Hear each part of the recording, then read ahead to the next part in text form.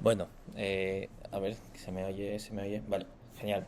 Sí, pues el objeto de esta presentación es analizar la noción de unidad dentro de las coordenadas filosóficas de Charles Taylor. Concretamente, se llevará a cabo esa investigación a través del concepto tayloriano de identidad. A primera vista, puede resultar extraño hablar de unidad en el contexto de la identidad. Sin embargo, el propósito de esta indagación no es otro que tratar de perfilar y precisar de qué modos la alteridad influye en la configuración de la identidad humana. Ahí es donde vamos. Dicho esto, es importante tener en cuenta que el uso que hago de alteridad hace referencia al otro, tanto en un sentido cercano, como pueden ser familia, amigos, pareja, como en un sentido amplio, la comunidad lingüística en la que nacemos, la sociedad y sus valores. Según esto, hablar de unidad en esta perspectiva es hablar de aquellos nexos con la alteridad que juegan un papel esencial en la formación de la identidad. De ahí que podamos hablar de la unidad inevitable con la alteridad. Dicho esto, conviene empezar el análisis con la siguiente pregunta. ¿De qué estamos hablando cuando hablamos de la identidad? ¿De qué estamos hablando cuando hacemos la pregunta ¿quién soy yo? ¿Verdad? Ahí hay que partir. ¿De qué estamos hablando?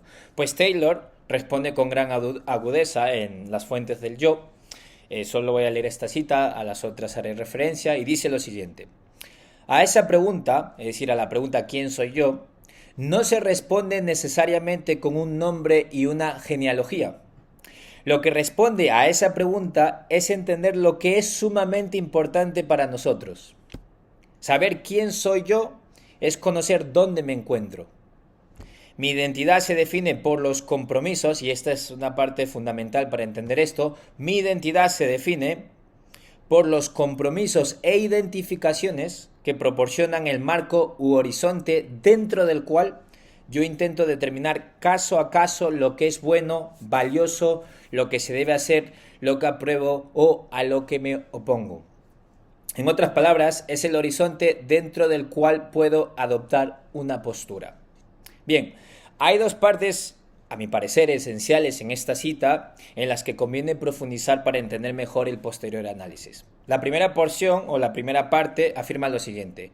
Lo que responde a esa pregunta, es decir, la pregunta por la identidad, es entender lo que es sumamente importante para nosotros. Es decir, no puedo dar cuenta de quién soy yo sin apelar a aquello que es importante para mí. Es lo que está planteando Taylor ahí. Bien, pero claro, nosotros preguntaríamos, ¿cómo se materializa o expresa en la realidad aquello que es importante para mí? Ahí es la pregunta. Pues la respuesta la hallamos en la segunda frase que me gustaría destacar. Y se lee del siguiente modo. Mi identidad, cuando Taylor dice, mi identidad se define por los compromisos e identificaciones. Y esa frase tiene una importancia nuclear en la exposición de Taylor. Bien, con la expresión compromisos e identificaciones, que en inglés es commitments and identifications, Taylor se está refiriendo a los roles que tenemos con respecto a la alteridad. Soy un padre, un hermano, un profesor, un esposo, un cristiano. Y todos esos roles o identidades que yo adopto y que me definen implican un otro. Un padre implica un hijo, un hermano implica hermanos o hermanas, un profesor implican alumnos, un esposo implica mi pareja, mi mujer, un cristiano implica a Dios. O la relación con la divinidad que se tenga, ¿verdad? Entonces, y luego también se está refiriendo con las responsabilidades que comporta el cumplir con esos roles. Claro, porque yo me puedo identificar como padre, pero esa identidad, esa identificación de yo referirme a mí mismo como soy un padre, ¿quién soy yo? Soy un padre. Claro, esto luego se traslada a la realidad en rutinas, en tareas que uno hace. Por ejemplo, yo tengo un bebé recién nacido de mes y casi 2 meses, y claro, el cumplir con ese rol del padre significa darle el biberón. Claro, significa, es decir, hay responsabilidades para con el otro, que se materializan en la vida, en la biografía de uno. Es lo que está planteando Taylor ahí. Vale, pues estas etiquetas con las que expresamos nuestra identidad, lejos de ser irrelevantes, son las que aportan un sentido de orgullo y dignidad al lugar que ocupamos en la sociedad y en esos círculos más íntimos. De esta precisión se sigue que no puedo hablar de quién soy yo o de mi identidad sin que inevitablemente hable directa o indirectamente de algún otro en cuanto que alteridad. O, lo que es igual, hablar de la identidad es hacer referencia a aquello que me constituye. Una comunidad, una figura materna, paterna, un lenguaje, unas tradiciones, un trasfondo. Así entendido, pensar la identidad es pensar la unidad inevitable con la alteridad. O dicho esto sucintamente en boca de Taylor, la mismidad o la condición de ser yo se logra a través de otros yoes, es lo que él dice. Pues bien, este es el punto de partida para ver con mayor nitidez aquellos puntos de contacto o aquellos puntos de unidad o de unión entre la alteridad y la identidad humana. El primer punto de unión entre la alteridad y la identidad serían lo que Taylor llama los marcos referenciales o en inglés frameworks, ¿vale? Y lo que dice es lo siguiente: los marcos referenciales proporcionan el trasfondo, palabra clave, implícito o explícito para nuestros juicios, intuiciones o reacciones morales. Bien, esta idea de trasfondo se podría entender como ese espacio en el que nosotros vivimos, experimentamos nuestra experiencia moral y espiritual, ¿vale? Y este trasfondo o background, como él le llama, se compone de al menos dos marcos referenciales, cruciales para entender esto. El primero es el orden social de una comunidad histórica. Y segundo, el lenguaje. Estos dos guardan una relación estrecha y ambos configuran el trasfondo de la identidad. Bien, voy a poner un ejemplo para que se entienda esto. Yo he recortado mi presentación a la mitad porque no sé para qué nos dieron más páginas, sino tanto tiempo. Pero bueno, eso es un apunte aparte. Pero bueno, yo lo recorté porque no había manera. Así que he omitido mucho de las justificaciones de ciertas cosas que digo aquí. Pero bueno, como ejemplo, para que se entienda esto del orden social y el lenguaje como marcos referenciales que constituyen el trasfondo de la vida moral y espiritual de lo que me configura a mí como un yo, ¿vale? Vamos a utilizar un ejemplo de las sociedades guerreras como las de Homero, ¿verdad? Que hay aquí muchos muy leídos en eso. Veremos cómo el orden social de las sociedades homéricas presupone una ética en función de la cual los miembros de esa comunidad comprenden su identidad. Pongamos por caso el uso de la palabra griego agathos o agazos. Yo, perdonad, no sé pronunciarlo muy bien, ¿vale? Pero pongamos que en los poemas homéricos se utiliza como para referirse a la palabra bueno, ¿vale? Alistair MacIntyre, para él, esto sería como el ancestro. Agathos sería como la palabra ancestra de lo que nosotros tendríamos como bueno, una persona buena o algo bueno, ¿vale? En el caso de la descripción homérica, el enunciado valorativo, es decir que alguien es bueno, ese enunciado valorativo contiene su poder semántico en la, atención, facticidad de eventos pasados en la vida de una persona concreta. Si preguntáramos a alguien de la sociedad homérica si una persona es buena o agazos, esa persona comprendería nuestra pregunta del siguiente modo: ¿es acaso esa persona valerosa, hábil o majestuosa? Y la lógica moral de la sociedad homérica comprendería eso por su contenido fáctico. ¿Ha peleado, conspirado o reinado con éxito? Cuando se falla en ser agazos, significa que se ha fallado en haber actuado de un determinado modo. Es decir, según la lógica de las sociedades homéricas, aquí no contemplamos si había la posibilidad de hacerlo. Entre otras cosas porque el atribuir a alguien ser agathos depende de la facticidad y no de motivos intrapersonales o psicológicos. En este contexto, ni siquiera se contempla si el sujeto podría haber actuado de otro modo.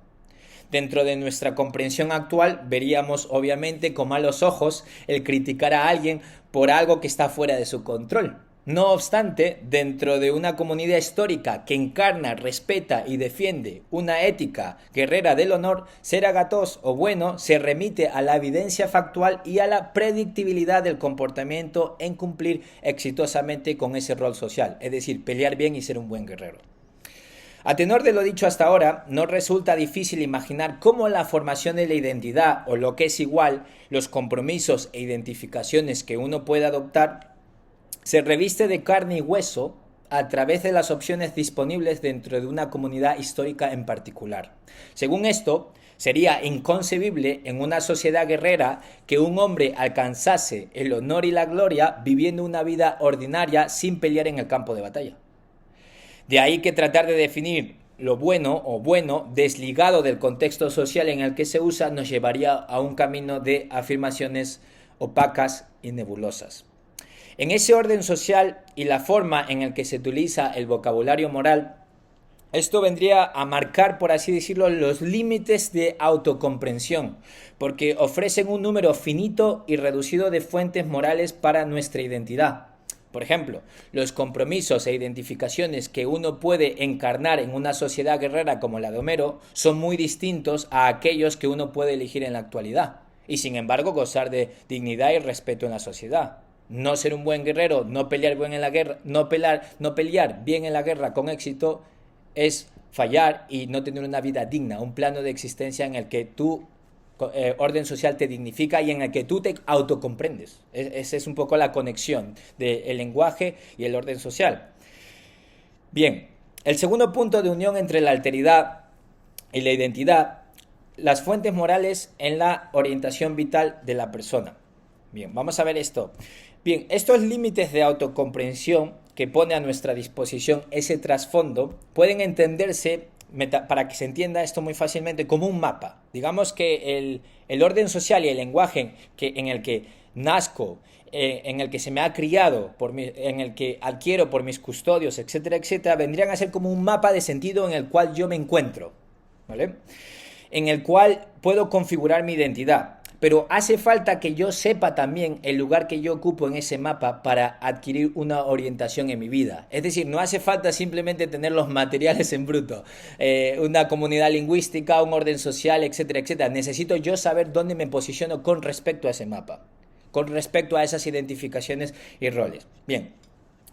Y la experiencia humana no puede darse sin las fuentes morales. Un ejemplo concreto fácil de entender, por ejemplo, aquí. Yo observo, ¿verdad?, que me rodea una realidad de objetos físicos externos a mí. Este espacio material se convierte en un espacio de acción.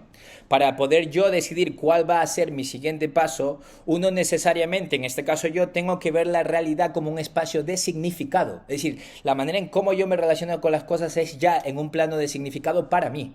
Por ejemplo, el observar que, imagínate que hay una botella de agua aquí, el observar que veo una botella de agua aquí, pues puede conllevar una lógica valorativa que diga, tengo sed, voy a beber agua porque no quiero morir de sed.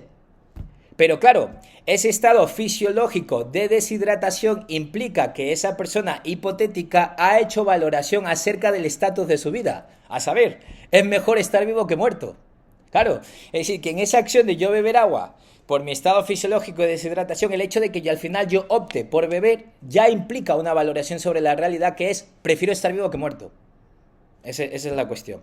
Entonces, y las razones pueden ser multidimensionales, es decir, puede haber varias razones para esa elección, como quiero cuidar de mis hijos, quiero experimentar la felicidad, tengo miedo a morir, por ejemplo, entre muchas otras. Eso significa que la experiencia humana es una experiencia en un espacio de significado, de ideas o cosas que son importantes para nosotros.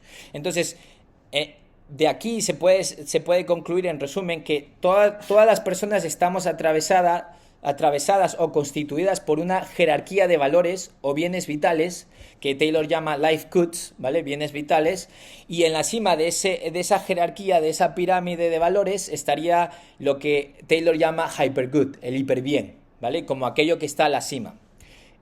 Entonces, claro, esto a la vez supone que vivir es siempre vivir desde una orientación moral. Y esta orientación moral conlleva una serie de discriminaciones cualitativas sobre distintas ideas y prácticas. El hiperbién en este sentido, lo que está a la cima de nuestra jerarquía de valores que nos informa sobre qué paso dar, el hiperbién en este caso ejerce la función como de un ideal, de un telos, de un fin para mi vida, ¿vale? Y ese telos o hiperbién actúa como un juez que me informa de mi progreso moral. Sin un telos no puedo establecer una comprensión de mi progreso moral. Un motivo central se debe a que el humano concibe su vida en una forma narrativa. Es decir, uno tiene que ser consciente de dónde viene, dónde está y hacia dónde se dirige.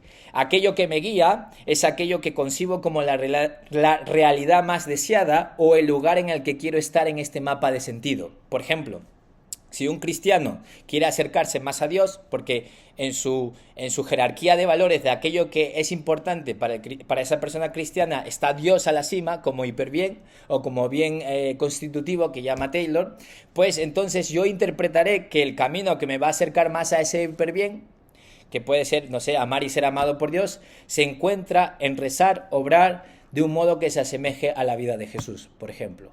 Pero lo que quiero decir con esto es que esa jerarquía de bienes vitales y ese hiperbién es lo que me orienta a mí en ese mapa de sentido, es lo que me hace decidir, a ver, es mejor que vaya a comillas hoy a dar mi presentación porque esto me va a llevar a poder seguir con mi carrera profesional, etcétera, etcétera, etcétera. Es decir, no podemos desvincularnos de esos roles e identificaciones y cómo nos orientan en la vida, básicamente. Conclusión, y terminamos con este párrafo. A la luz de este esbozo telegráfico, porque no tiene otro nombre, podemos ver cómo los marcos referenciales del orden social y el lenguaje, junto con las fuentes morales, configuran mi identidad humana. Estos puntos de unión son los que constituyen esta unidad inevitable con la alteridad. La condición de ser un yo solo se logra a través de otros yoes.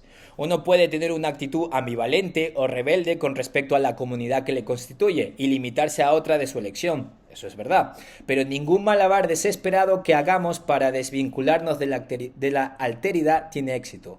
Porque solo podemos dar inteligibilidad a nuestra existencia a través de nuestros compromisos e identificaciones que siempre implican un otro. En su sentido más particular, familia, amigos, pareja, como en su sentido más global, la comunidad lingüística en la que nacemos, la sociedad y los valores. En una palabra, no hay identidad sin alteridad. Muchas gracias.